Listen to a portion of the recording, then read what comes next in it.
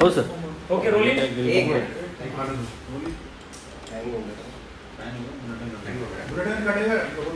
हां सर.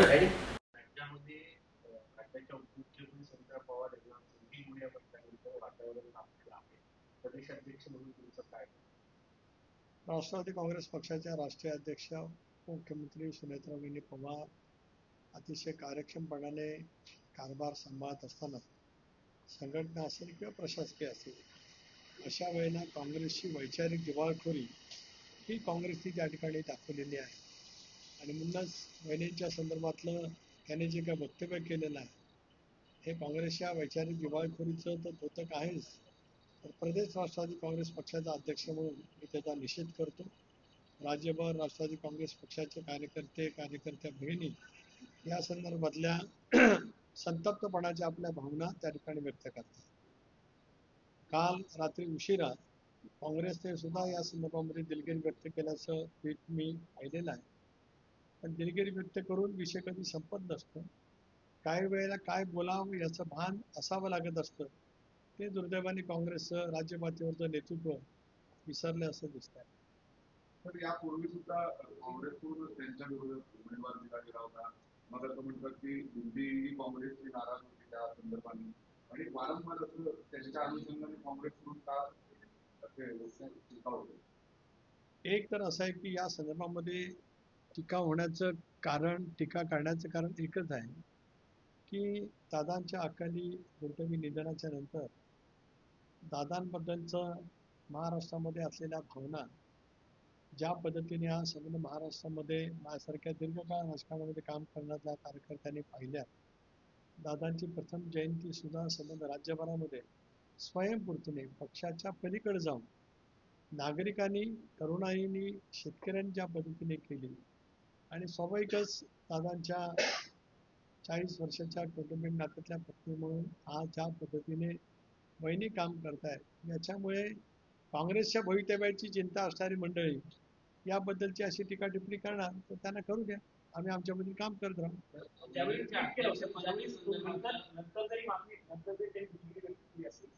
प्रदेशाध्यक्ष हर्षवर्धन सपकाळ यांनी मात्र त्या घटनेचं अगोदर समर्थन केलेलं होतं. दुपारी त्यांनी ऑन रेकॉर्ड प्रेस कॉन्फरन्स घेऊन माध्यमांमध्ये विधान केलं होतं. त्यांनी विधान बरोबर आहे असं म्हटलं. तेच मी सांगतो की वैचारिक दिवाळखोरीचे उत्तम उदाहरण. काल संध्याकाळी रात्री उशिरा ट्विट केला कारण त्यांच्या लक्षात आलं की महाराष्ट्रामध्ये याच्याबद्दलच्या तीव्र संतप्त भावना काँग्रेसच्या विरोधामध्ये उतरत आहे. त्याच्यामुळे कदाचित त्यांना पश्चाताप झाला असेल.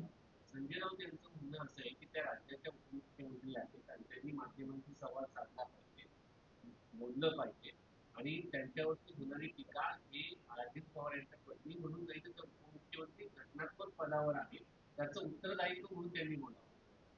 एक तर संजय राऊत साहेबांना माहीत नाही कारण वहिनी प्रभावीपणाने प्रशासनामध्ये काम करतात, संघटनेमध्ये काम करतात, त्या त्यांचे विचार स्पष्टपणाने जाहीर सभांच्या मध्ये शासकीय कार्यक्रमामध्ये मांडत असतात. अनेक वेळेला पत्रकारांशी सुद्धा त्यांचा संवाद त्या ठिकाणी होत असतो. त्याच्यामुळे आता संजय राऊतांच्या अशा कुठल्या फुकटच्या सल्ल्याची आम्हाला आवश्यकता नाही. पण त्या पद्धतीनं मुंडे यांनी पत्रकारांना थांबा असं म्हटलं गेलं. मुलींना प्रश्न विचारला गेल्याच्या नंतर तुम्ही प्रश्न थांबा हा प्रश्न त्यानंतरचा हे सगळं प्रकरण सुरू आहे. जर पालकमंत्री म्हणून त्यांना प्रश्न विचारला अध्यक्ष पक्षामध्ये म्हणजे अध्यक्ष बोलायला लागतात तेव्हा तुमच्या पक्षाचे नेते त्यांना थांबवतात हे चित्र महाराष्ट्रासमोर नाही. एक असं आहे की जर का आपण पाहिलं, मी धनंजयच्या जवळ मला काय पूर्णपणाने बोलता आलं नाही. त्याच्या अगोदर सुद्धा मला कोणीतरी व्हिडिओ पाठवला होता, त्याची सत्यता माझ्याकडे नाही. कारण तिथे शेवटी ज्या वेळेला उपमुख्यमंत्री म्हणून, पालकमंत्री म्हणून वहिनी जातात, त्यांची ज्या वेळेला शासकीय बैठक असते त्याच्या अनुषंगाने ज्यावेळेला पत्रकार मित्र येतात त्या संदर्भातलं व्यवस्थापन जिल्हाधिकारी आणि जिल्हाधिकाऱ्यांच्या कार्यालयाने किंवा जिल्हा माहिती अधिकाऱ्यांनी करायचं असतं. ती काय व्यवस्थितरित्या केलं गेलं नव्हतं म्हणून पत्रकारांचा रोष हा जिल्हा प्रशासनावरती आणि जिल्हा माहिती अधिकाऱ्यांच्या वरती होता. अशा वेळेला पत्रकारांना विनंती करून धनंजयनी त्या ठिकाणी पुन्हा त्यांना बोलवतं असं माझ्या कानावरती आहे. मी काय धनंजय मुंडेंजवळ माझी काही चर्चा नाही तर मला त्याच्या संदर्भातली सखोल माहिती त्या ठिकाणी आणि म्हणूनच नेमकं त्यावेळेला काय घडलं हा भाग नाही. त्याबद्दलची जी काही टीका टिप्पणी केली गेली काँग्रेसकडनं ती अत्यंत अयोग्य आहे. आम्ही एकदा असं पाहिलं की सुरेंद्र पवार यांनी पालकमंत्री म्हणून तिथं बोलणं अपेक्षित होतं, कारण पालकमंत्रीची ती पत्रकार परिषद होती, तिथं धनंजय मुंडे बोलणार धनंजय मुंडे पालकमंत्र्यांची पत्रकार परिषदेमध्ये आमदार धनंजय मुंडे बोलतात.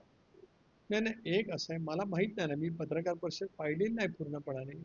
आणि पत्रकार परिषदेमध्ये अनेक वेळेला वेगवेगळे पालकमंत्री पत्रकार परिषद घेत असताना जिल्हा नियोजन मंडळाच्या बैठकीच्या नंतर त्या जिल्ह्यातील प्रमुख आमदार बाजूला बसतात, हे काही चुकीचं नाही. पण पत्रकार परिषद ही शेवटी त्या प्रमुख व्यक्तीची असते. आता गेल्या आठवड्यात माझ्या जिल्ह्यामध्ये चंद्रशेखर बावनकुळे साहेबांची पत्रकार परिषद आली, मी त्यांच्या बाजूला होतो, त्यामुळे मी कधी मध्ये बोललो नाही. आता कुठल्या कॉन्टेक्स्टमध्ये कशामुळे धनंजय मुंडे बोलले हे मी समजून घेईन. शेवटी पत्रकार परिषद ही मुख्य महनीय व्यक्तीची असते, अशा वेळेला बाजूला बसणं ठीक आहे, पण बाजूला बसून पत्रकार परिषदेमध्ये भाग घेणं हे सुद्धा काय योग्य असं मला वाटत नाही. मागे एकदा तर पूर्वी दिल्लीत सुद्धा आम्ही पाहिलं की दिलीप वळसे पाटील हे बहिणींच्या पाठीमागे उभे होते आणि जेव्हा प्रश्न विचारण्यात आला तेव्हा ते मागून त्यांना थांबवण्याचे प्रयत्न करत होते असं पाहायला मिळाले. त्यामुळे तुमच्या पक्षाचे नेते बहिणींना बोलू का देत नाही, हे चूक आहे. पक्षाचे नेते बहिणींना न बोलून देण्याचा विषय कधी येऊ शकत नाही. बहिणी, मी मगाचपासून सांगितलं की एक कर्तबगार 40 वर्ष दादांच्या सोबत त्या पत्नी म्हणून ज्यावेळेला असताना त्यांचं सामाजिक, कला, क्रीडा, सहकार क्षेत्रातलं उल्लेखनीय कामगिरी बारामतीकरांनी आणि समग्र महाराष्ट्राने अनुभवलेली आहे. दुर्दैवाने दादांच्या मृत्यूच्यामुळे जो प्रसंग आला त्या प्रसंगाला सामोरं जाण्याचं एक तर आत्मविश्वास, धाडस बहिणींनी ज्या पद्धतीने दाखवलं ते अतुलनीय पद्धतीचं आहे. आता अशा वेळेला हे जे काही घटना आहेत त्या घटना केवळ राष्ट्रवादी काँग्रेस पक्षाला कुठं ना कुठेतरी जाणीवपूर्वक कमी लेखण्याचा प्रयत्न हा काही मंडळींकडनं त्या ठिकाणी होत आहे. सक्षमपणाने त्या ठिकाणी काम करतो. तत्पर साहेब, तुमच्या पक्षात राष्ट्रवादी आक्रमक झालेला आहे. काल सुनील चव्हाण हे काँग्रेसच्या कार्यालयामध्ये गेले होते.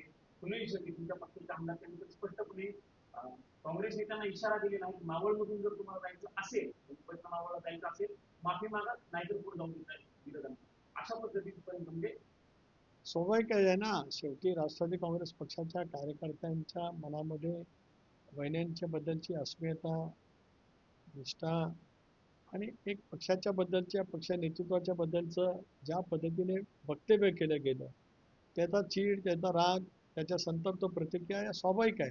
क्रिया येते त्याला प्रतिक्रिया ही उमटतच असते. राष्ट्रवादी काँग्रेस पक्षाचे कार्यकर्ते या पद्धतीने आपली भूमिका निश्चितपणे व्यक्त करतात. तर तुमच्या पक्षाच्या संदर्भामध्ये पुन्हा एक लेटर आहे. सुरेंद्र पवार यांची जेव्हा अध्यक्षपदी निवड झाली त्याच्यामध्ये जे घटनात्मक बाबी बदल केले त्याचे ठराव जे आहेत ते पुरवण्यात आलेले नाही अशी माहिती आता समोर येते. नाही, आज त्या विषयावरती मी काय बोलणार नाही, कारण आजचा विषय हा मर्यादित आहे. जे काँग्रेसने कालचं वक्तव्य केलं ते अत्यंत निंदनीय आहे, त्याबद्दलचं ते आहे. जरूर या विषयावरती मी नक्कीच स्वतंत्रपणाने बोलेन. ठराव घेण्यासाठी पुन्हा मी जरूर या विषयावरती नक्कीच स्वतंत्रपणाने बोलेल. आजचा विषय मर्यादित आमच्या राष्ट्रीय नेतृत्वाच्या बद्दल जे अनुद्गार काढले गेले त्या संदर्भातला आहे. दिल्लीमध्ये काँग्रेसच्या हायकमांडला या अनुषंगाने तक्रार करणार आहात का, त्यांच्याशी काही बोलणार आहात का, की अशा पद्धतीची विधानं बैठक करताना नेत्यांना समज द्यावी. एक असं आहे की काँग्रेसचं नेतृत्व राष्ट्रीय पातळीवरचं सुजाण आहे असं मी मानतो. त्यामुळे त्यांची आम्ही काय म्हणण्यापेक्षा त्याची नोंद त्यांनीच घेणं हे त्यांच्या दृष्टिकोनातून योग्य राहील. आम्ही काय सांगावं आणि मग काँग्रेसच्या दिल्लीच्या नेतृत्वाने काहीतरी भूमिका घ्यावी, हा काय त्याच्यातला काय योग्य मुद्दा राहील असं मला वाटत नाही. काँग्रेसच्या दिल्लीतल्या नेतृत्वाला राज्याच्या नेतृत्वाने केलेली चूक आहे असं वाटत असेल तर काँग्रेसचं नेतृत्व त्या बाबतीमध्ये योग्य तो निर्णय करेल. तुमच्या पक्षाची नेतृत्व माध्यमांच्या समोर आले, तुम्ही पक्षाचे प्रदेशाध्यक्ष, या संदर्भात तुम्ही पक्षाच्या इतर नेत्यांना सल्ला देणार का किंवा सूचना देणार का, वहिनींना अशा पद्धतीने थांबवणे योग्य नाही. मी काय म्हटलं की कधीही पक्षाच्या कुठल्याही सहकार्याने, वहिनी आपल्या राष्ट्रीय अध्यक्ष आहेत, त्या कर्तबगार आहेत, कणखर आहेत, त्या माध्यमांची योग्य रीतीने त्या विषयाची मांडणी समर्पक पद्धतीने करू शकतात. हा विश्वास पक्षाच्या सर्व सहकाऱ्यांना निश्चितपणाने त्या ठिकाणी कुठे कशा पद्धतीने कुठला प्रसंग घडला असेल तर त्याचं नेमकं काय होतंय ते समजून घेणं, त्याच्या पाठीमागची पार्श्वभूमी ही महत्वाची आहे. पण एक संकेत नक्कीच आहे, ज्या वेळेला मुख्य व्यक्ती संबोधित असते पत्रकारांशी, त्याला बाजूला बसणारी कुणी व्यक्ती, मी आपल्याला माझंच उदाहरण दिलं, बावनकुळे साहेब आणि मी एकेकाळी प्रदेशाध्यक्ष म्हणून सोबत काम केलं, पण ते ज्या वेळेला संवाद करतात आणि मी जरी बाजूला बसलेला असतो तर तो संवाद त्यांच्याशी असतो, एवढं भान आम्ही प्रत्येकाने ठेवलंच पाहिजे. थोडक्यात ज्यांची पत्रकार परिषद आहे त्यांना बोलू दिलं पाहिजे, इतरांना त्यांनीच बोलावं. पत्रकार परिषद त्यांच्या नावानेच असते, त्यामुळे त्यांनी संवाद करणं हा त्याच्यातला गाभा आहे, हा महत्वाचाच भाग आहे. अशा वेळेला इतरांनी बोलणं अपेक्षित नाही, किंवा काही वेळेला पत्रकार सुद्धा इतरांना विचारतात. माझ्या पत्रकार परिषदेमध्ये अनेक वेळा झालं की पत्रकार बाजूला बसलेल्या विचारताना मी सांगतो नाही, माझी पत्रकार परिषद आहे, मला विचारावं. हे संकेत दोन्ही बाजूनी आहेत आणि आमचे सहकारी या बाबतीमध्ये नक्कीच यापुढे जबाबदारीने वागतील. राज्याचे काँग्रेसचे प्रमुख म्हणून अध्यक्ष यांनी माफी मागायला पाहिजे का असं मागणी तुम्ही करताय का? नाही, त्यांनी काल माफी मागते केलेलीच आहे ना, काल काँग्रेसने माफीनामा दिलेलाच आहे. पडदा पडलाय का? नाही, पडदा पडला असं नाही, शेवटी पडदा त्यांनी त्यांनी केलेल्या चुकीच्या वक्तव्याबद्दलचा पडला असं त्यांना वाटत असेल, पण जनतेच्या मनामधल्या त्याच्याबद्दलच्या स्वाभाविक ज्या तीव्र प्रतिक्रिया आहेत त्या कायम राहणारच आहेत. Thank you. बोला, 10 परत